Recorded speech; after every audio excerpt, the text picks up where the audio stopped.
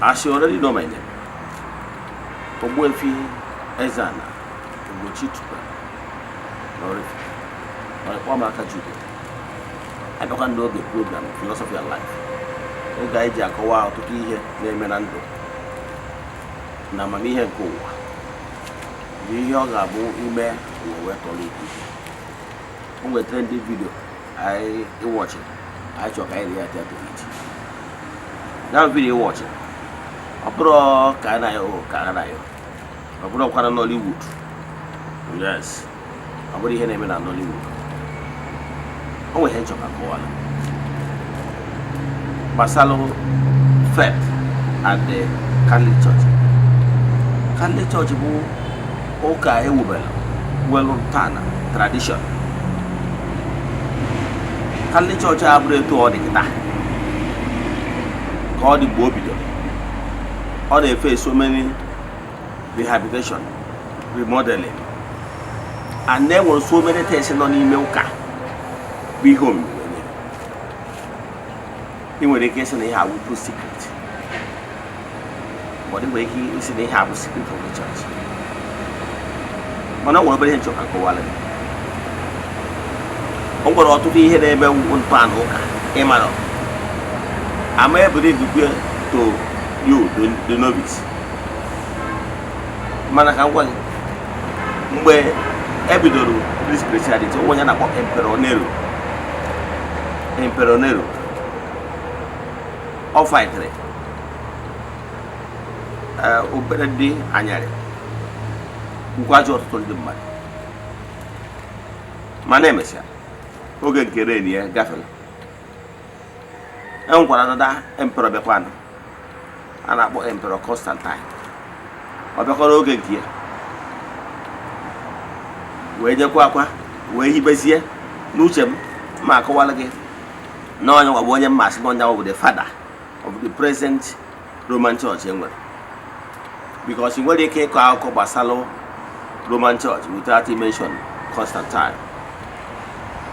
Constantine bụ onye nyere the present ụka Rome footing wee debe ha n'ọnọdụ ha nọ na echefula na ọ bụ onye nụtara ọgụ dị iche iche n'oge ọ na-anụ onye ọwụ onye nwere introduce the doctrine of the crucifix.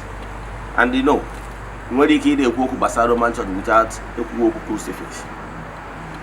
Onye ọwụ onye full division not through crucifix ka ọ ga-eji wee conquer the whole world, which ọ na-eme under Christendom. O mekwara wee nwee ndị agha ya echefula na nwere ndị a na-akpọ the Crusaders.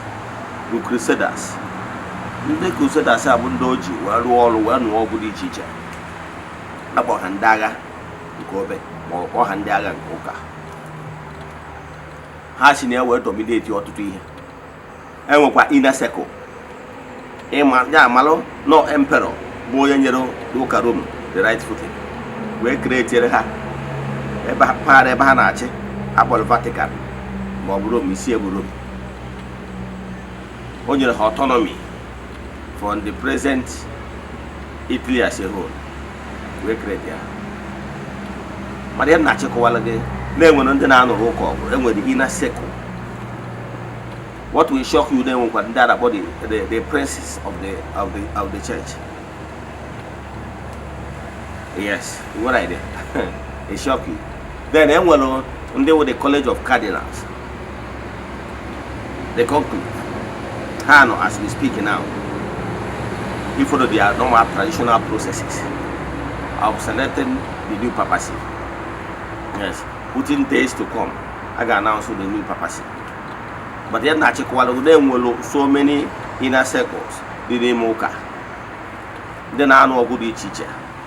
Then after one the night, Abi, him up on a night, then go grade by grade, and one night of St. John International. And what is the night of St. Mulumba, and what night of St. Christopher, St.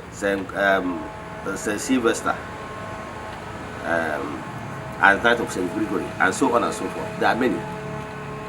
So here na check one old bend the Rebbe Academy. Here, madam. And with so many here the sacred documents and sacred texts. Pasaroka. See, madam, we had them in a parish. We there's a contact, there's a very well known word, the movers, the good decision makers, and then I'm good away ever. Man, what you don't know remains a mystery to you and not to all. Yes. So, therefore, Abron did not do about what can I or can I watch and learn. Thank you.